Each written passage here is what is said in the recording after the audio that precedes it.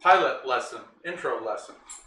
So some people have been wanting a YouTube channel. I'm certainly not going to thank coronavirus for this, but it is because of that. So big thanks to my son Zachary, who got this all set up for me, and I also borrowed a whiteboard from Aditi. Thank you for that. And just want to check, make sure I'm. I put this little disclaimer on the YouTube channel. So what's going to happen here is I'm going to teach this lesson. Hopefully it'll be helpful. You can chat while we go, and you can tell me as we go here, because this is live, you can tell me if you can't hear or you can't see or whatever, or I need to do something, and we can adjust. But also this is going to get posted to YouTube, so you can watch it anytime later. It's very different for me because I'm used to having feedback and people in the room, but I don't have that. So hope you're doing well. Hope you're able to stay calm and collected, and hope nobody's freaking out. So stay healthy, stay safe. And we're just going to jump in here so that I'm not wasting anybody's time.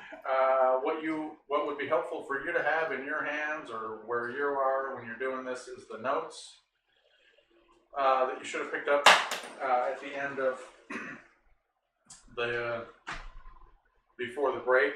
And I gave you 2 worksheet packets, and a calculator would probably be helpful for you. So what I have on the screen, thanks again to my son, is the actual notes are up there on the screen where we say defining acids and bases. And I'm just going to try to do this like I normally would. We'll see how it goes. So I'm not going to have the notes, like in class I would normally have the notes up here and be writing on them and highlighting them and stuff like that. I'm not doing that, obviously. I'm not projecting the notes. So I'll just be kind of working through them. This is what we would have done yesterday. So, I mean, we're not really that far behind at all. I mean, we can certainly catch up this week.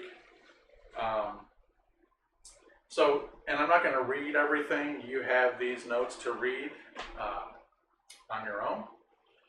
But we primarily talk about the Bronsted-Lowry definition of acids and bases. That an acid is a proton donor and a base is a proton acceptor, or a H plus donor or a H plus acceptor.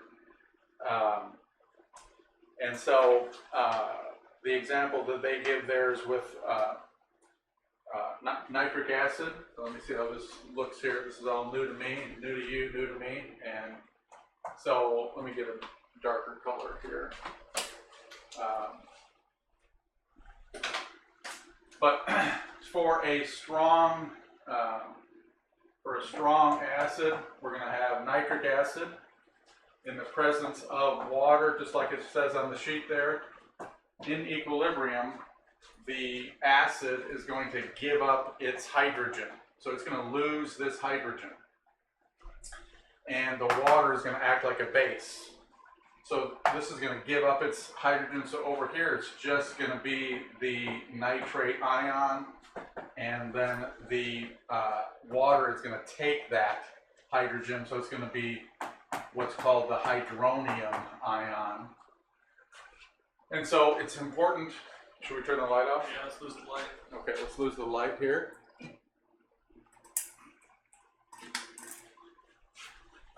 It's important to understand the conjugate idea, all right? So we can match them side to side. And acid always goes with base. It's not acid, base, base. It's acid, base. In other words, if you know that this is an acid, if you know that this is nitric acid, then we'll label this the acid. On the other side, you're looking at what is left of the acid. What's left after the hydrogen is given up, the nitrate is left, so this is the conjugate base. And water, if you know one, you know the other, because if this is acid-base equilibrium and this is the acid, then by default this is the base. And you notice what happens to the base. It accepted a proton, it accepted a hydrogen.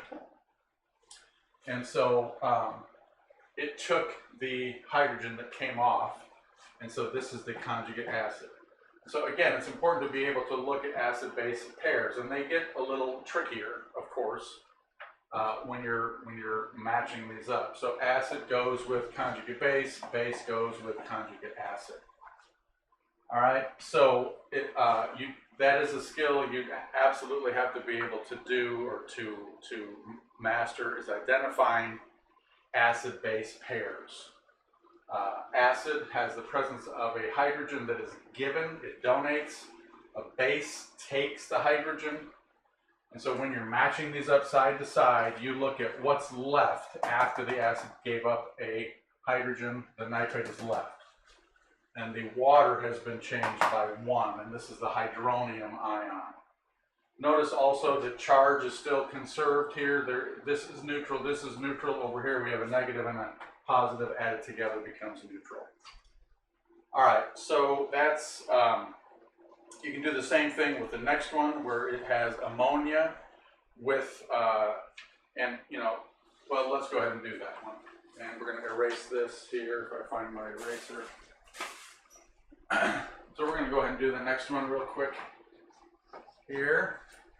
So we're getting any feedback, Zach? Anybody complaining already? No, you're good. Anybody griping already about the quality of this session? No. No, we're good. All right, well, if we were in class, that might be. All right, so we're going to have a base. And here you will begin to identify, I'm just going to make this darker, make sure you can see it. You will begin to identify NH3 as ammonia. And in this case, this is a base and the water acts as an acid. So if the water acts as an acid, then it is going to give a proton. So it's going to give a hydrogen. So once it gives one hydrogen away, it's going to be OH. And it's going to give it to the base, so this is going to become NH4 plus OH minus. And so in this case, the water acted as an acid. The same thing, if this is the base, when it accepts the proton, then over here it's the conjugate acid. If this is the acid, once it gives away the hydrogen, that's the conjugate base. So the base is paired with its conjugate acid, the acid is paired with its conjugate base. Okay. Jess says that this is the highlight of their day. Highlight of their, yeah, right. You must have I won't comment then on what the rest of your day must consist of. So, I mean, although I guess if it's the highlight to see my bald head or something, or, here's the thing I don't like about this. I don't have to look at myself when I'm teaching you in a real class. Like, there's no mirror. But here, I have to look over here and I can see myself. Like, that's not... I'm sorry that you have to look at that all day long. But anyway. Okay. So, here, water acts as an acid, but not hydrogen. So then, at the very bottom of page 2, it says the ability of water to act as both an acid and a base is known as amphoteric. So that is a term that you need to understand as part of vocab. Is just that water is amphoteric. It can act as either a acid or a base. All right, and then if you go to page 3, Zach, if you come down right there, where it talks about acid-base conjugate pairs, I just talked through all of that, okay? So then let's go down to strength of acids and bases. Strong acid undergoes complete ionization. So here's where we can talk about hydrochloric acid plus water. And we don't even need where did I put my eraser? Just like in class, I lose the whole time. Okay, I put, if I know it's a strong acid, Then we have complete dissociation or complete ionization. And so the hydrogen is given off completely and the chlorine separated. So the hydrogen is given to the water. Again, if this is the acid and this is the base, then the acid is going to give up its hydrogen. So over here, we're just going to have the chlorine ion. And the water is going to take the hydrogen that was given by the acid. And so it's going to be our hydronium ion. This is a strong acid.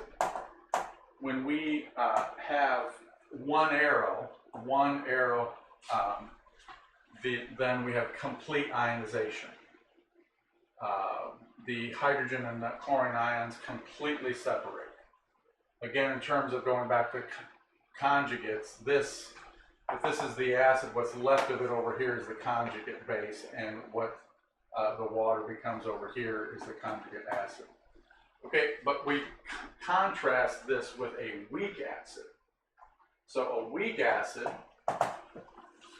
the example they give here is just generic HA. So generic weak acid HA, we got the hydrogen ion with the anion, okay, plus water.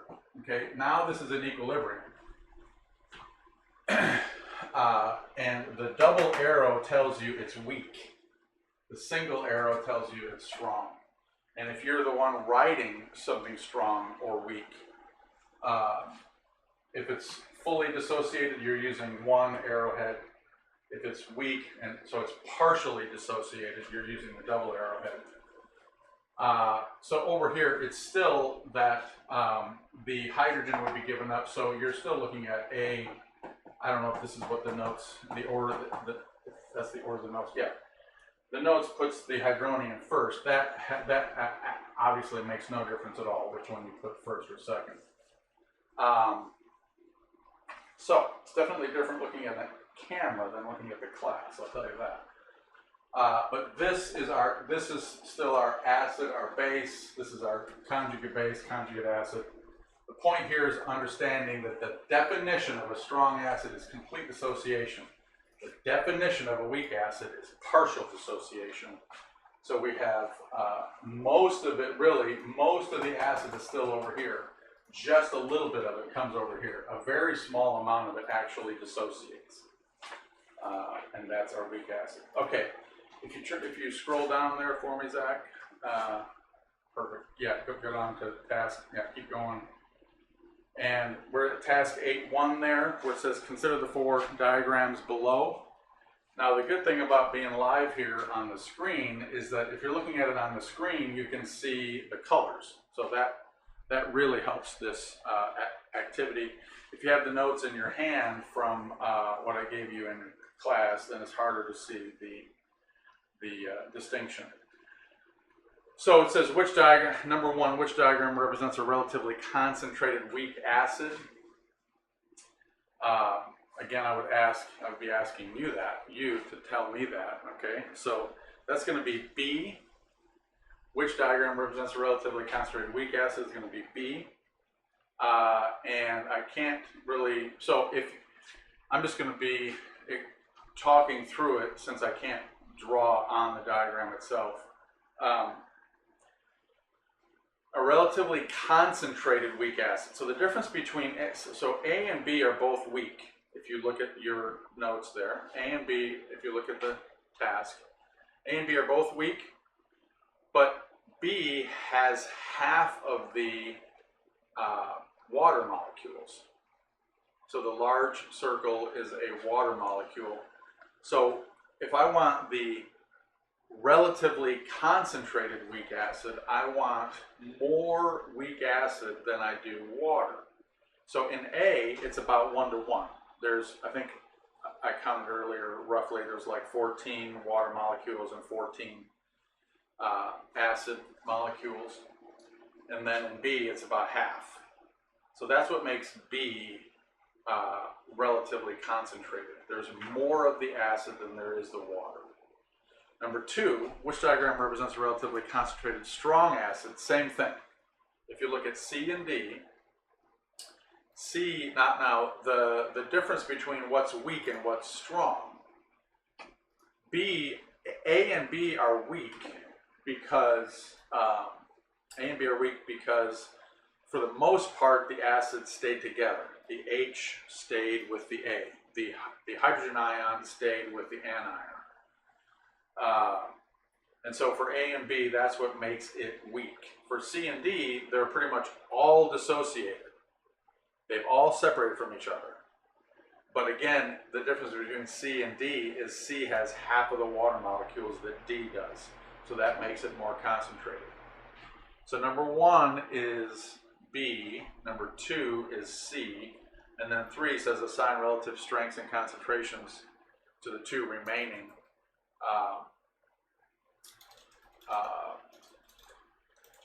I just explained that as well, so I think you should understand. Hopefully you get number 3 as well. Any questions, Zach? Just something about the audio. Oh, okay. Do I need to talk louder? No, I fixed it. Okay. All right, so then make sure that you read that paragraph on the bottom there. Zach, can you scroll down a little bit to get that? Yeah. Where it says it should be carefully noted. There's 2 separate factors going on here. The strength is the degree of ionization. What makes something strong is the fact that it completely dissociates. Whether or not it's concentrated is how much water is in there. That's a different consideration. So just like it says there, we can have a dilute strong acid or a concentrated weak acid that have the same hydronium ion concentration and therefore the same pH value. And we'll get into that as we go. But put an asterisk there, make sure you understand that. And if you want to ask questions about that later, you can. So let's go to page 5. In the notes here, pH and POH. This you should remember from Chem K. pH is the negative log of the H+, POH is the negative log of the OH. So when we're talking about strong acids and bases, we know again that the dissociation is complete. So the concentration can be directly determined from the stoichiometry in the equation. So if you, let's scroll down a little bit, Zach. Come down to the equations there. So there, again, if you just look at your notes, I won't draw it on the board right now. If you just look at your notes and see 0.01 molar NaOH goes to 0.01 molar OH, the concentrations are the same. Like, in other words, for strong acids, strong bases, we don't need an ice table. We don't need an ice table because it's 1 to 1, or 2 to 2, or 3 to 3. It's just whatever the stoichiometry is. So if the strong base is 0.01, we get 0.01 hydroxide out of it. If the strong acid is 0.01, we get 0.01 strong acid out of it. And then pH plus POH equals 14. All of those equations, excuse me, pH is the negative log of the H+, POH is the negative log of the OH, and then pH plus POH is 14. All of those you should somewhat remember from Chem K. All right. Let's go to the last page for today, page 6, KW, the ionic product of water. I'm going to get it. Speaking of water, I'm going to get a little drink. You know, if I was in class, it'd be coffee, of course. So sorry about that. I don't have my coffee. I like to, you know, share my coffee with you. So hopefully this is helpful for you, and this is the kind of thing that will keep you on track. I'll talk at the end here about how we'll move forward.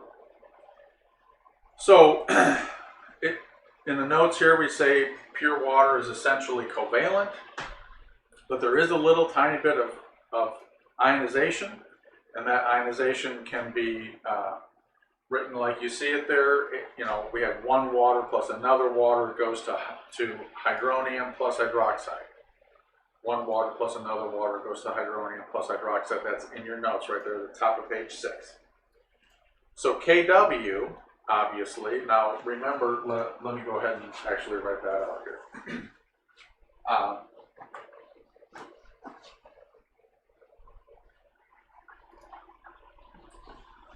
So KW, or let's put, so we're going to have one water, and water is liquid, plus another water, liquid, is in equilibrium with the hydronium. They put the hydronium first, and the hydroxide. So the thing here is that these are liquids. Water is pure water is a pure liquid. If pure water is a pure liquid, then it's not going to be in our K expression. If you remember K, the equilibrium constant. So if we have KW, we're talking about water. So we have KEQ, we have, you know, if you remember, we had KP, KC, KEQ, and now KW is the equilibrium constant for water, okay? It is only, now remember, in the equilibrium expression, we're going to have products over reactants, but we don't include liquids and solids. So if we don't include liquids and solids, we leave these out completely, and KW is only the concentration of the hydronium and the concentration of the hydroxide. That's all it is. And if it's pure water, generally this is 10 to the negative 7 and this is 10 to the negative 7. And you know, when you multiply exponents, you add them together. So KW normally at 298K is 10 to the negative 14. And that's all in your notes there. That's what it's talking about. So we can also see if pH plus POH equals 14, PKW always also equals 14. And that's right there in your notes. Now, because this is AP Chem and not just regular Chem, they can ask you questions about water that isn't at 298K. 298K is generally room temperature. It would be 25 or 24. Let's see, 273. It's about 25 degrees Celsius. 298K is. So you can be asked about water, H plus, OH. You can be asked about pH, and so when it's not at room temperature. And so we can't, just like in the, please read the notes so that you can get all of it. It's still considered neutral, even if the pH isn't 7, because neutrality is based on the same concentration of hydroxide to the same concentration of hydronium. All right, but KW is going to equal 1 times 10 to the negative 14. We got a question? They're asking, is it true that pure H2O, say DI water, dehydrates when consumed? Dehydrates? Let me look at the question. What does it say? Is it true that pure H2O dehydrates?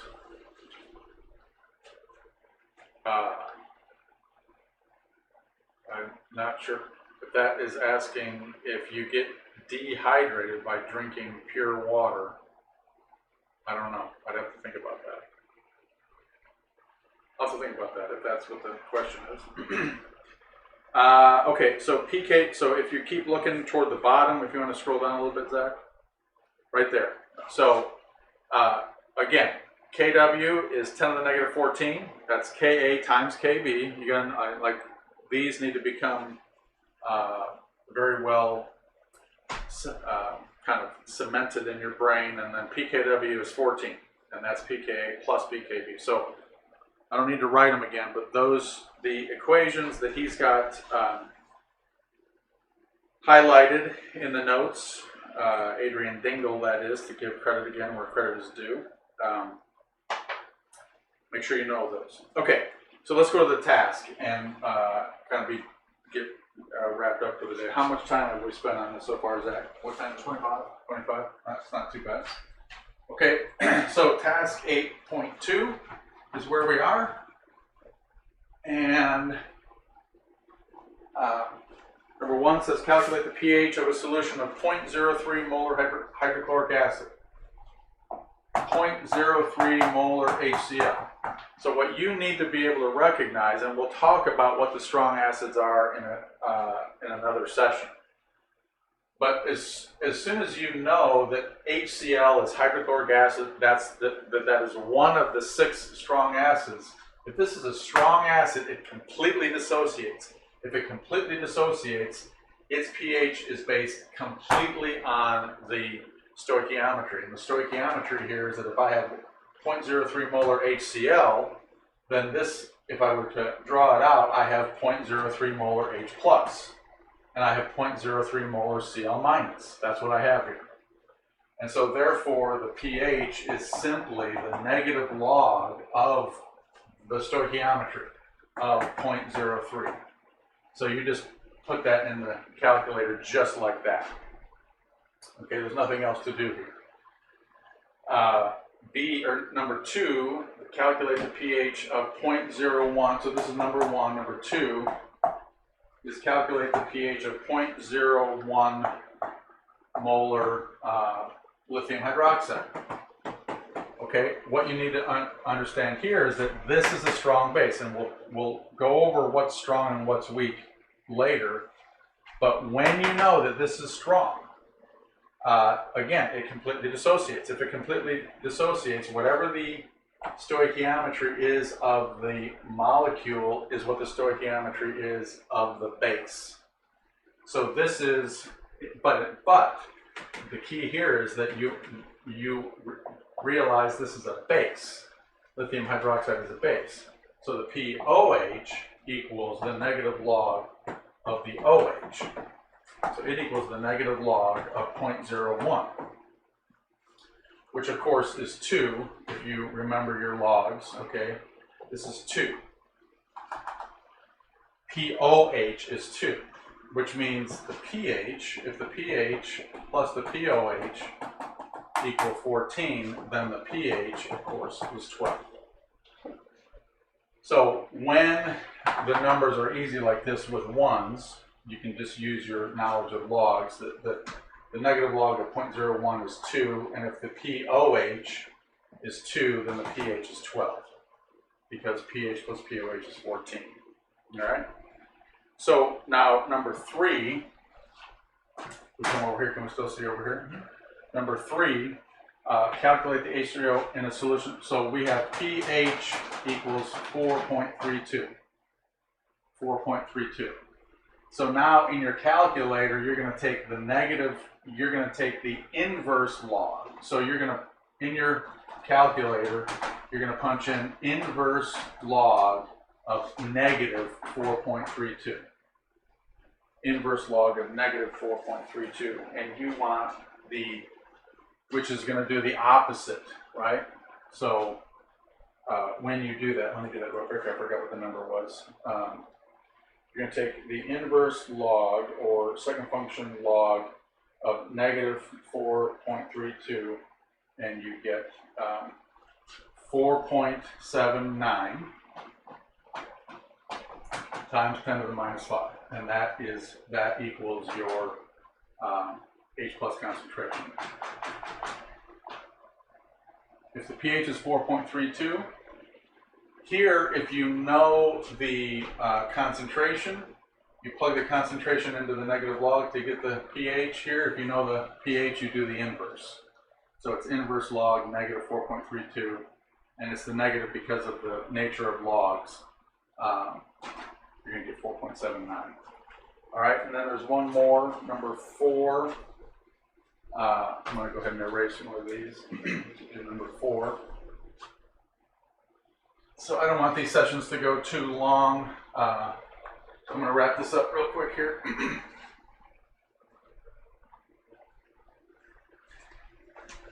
So number 4 on task 8.2, calculate the pH. So we have 2 grams of KOH in total volume of 250 milliliters of water. Well, no, just a total volume of 250 milliliters. Okay, so we need to find moles. We need our molarity. So 2 grams of KOH divided by the molar mass of KOH, which is 56. And so this is going to be our moles, which is 0.0357. 0.0357. And I need to make that a little better for you. 0.0357 moles, but we're in 250 milliliters, so we take that to be 0.250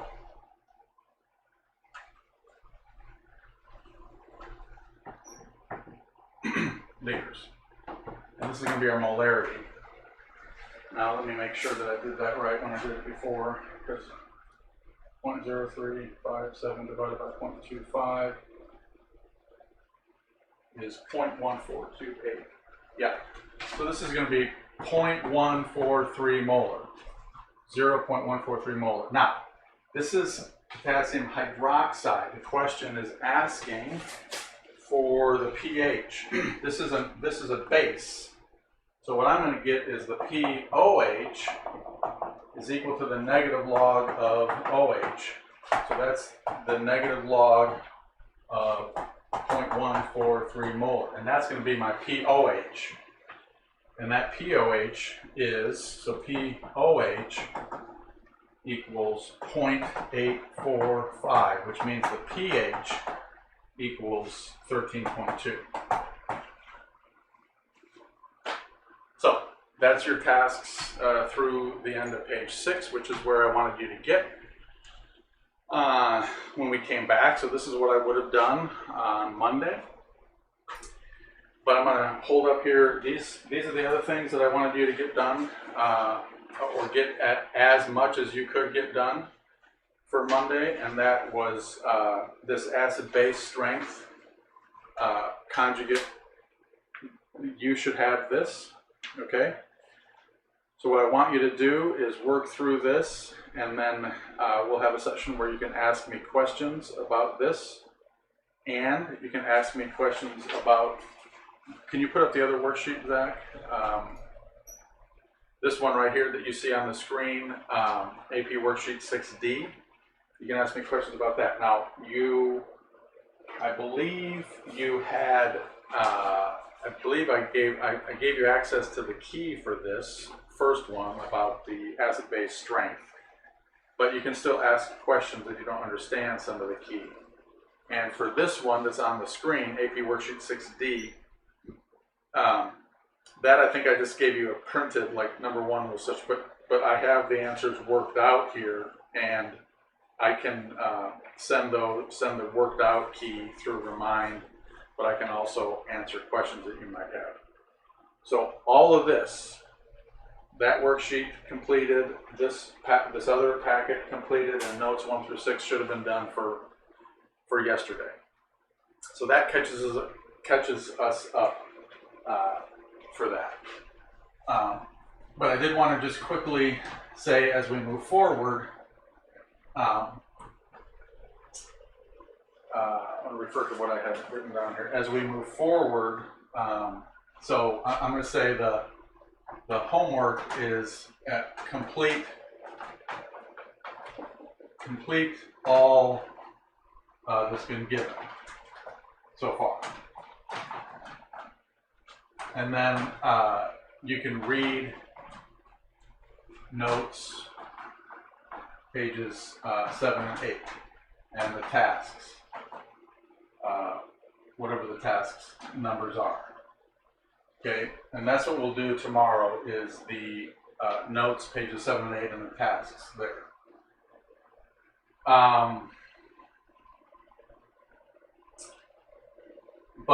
And then as we move forward, my plan actually for the whole unit I left at school. I can't get back in there, so I'll just modify the plan.